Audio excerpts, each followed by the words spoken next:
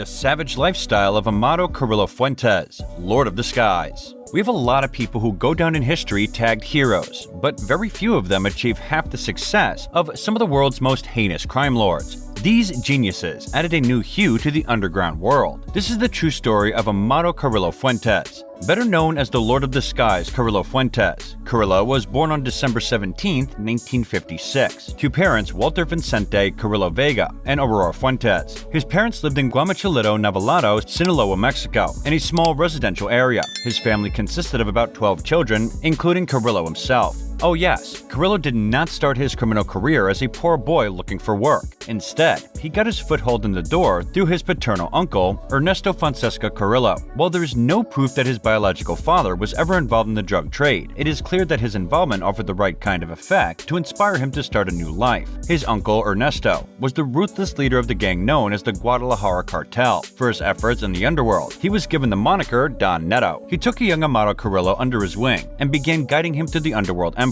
This is where Amado began his drug dealing career. Who else did he collaborate with? It is widely assumed that he could not have developed such a pedigree under his uncle's tutelage, but he did well enough to gain independence after some years as a member of the Guadalajara Cartel. Later, he was a member of the Guadalajara Cartel, which was dispatched to Onega, Chihuahua. The group was tasked with supervising the arrival of cocaine shipments belonging to his uncle, Ernesto Francesco Carrillo. This proved to be the ideal educational environment for him to learn the fundamentals of border operations. The Onega was mentored by the notorious Pablo Acosta Villarreal El Zorro, the Fox of Onega, and Rafael Aguilar Guajardo during his formative years. He also worked as a smuggler for Pablo Escobar and the rest of the Cali cartel. He was involved in several drug rings that transported drugs from Colombia to Mexico and the United States. He also collaborated with Joaquin El Chapo Guzman, Laura, the Araños, the Felix family, and the Beltran Labor Organization. He had a lot of notable figures in the drug business to look up to for inspiration, especially Pablo Escobar, a notorious drug baron in Colombia. It's difficult to understand why he could create a multi-billion-dollar criminal enterprise. How did he acquire his cartel? In those days, there were two ways to start a drug cartel. You either started from the bottom and instilled fear in the neighborhoods before working your way up to the ring of the drug cartels that looked suspiciously like something out of a 50 Cent Power series. The other way to own a cartel is to forcefully take it over. We previously discussed some drug lords with whom Carrillo worked with after leaving his uncle's cartel. Rafael Aguilar Guajardo, the linchpin of the Juarez cartel, was one of his mentors. Carrillo worked his way up to the Juarez cartel for several years, eventually getting close to the boss. He assassinated Rafael Aguilar Guajardo to become cartel leader after gaining reputation among cartel members who were eager to follow his lead. Carrillo allegedly built a multi-billion-dollar drug empire during his tenure. It was estimated that he may have made over $25 billion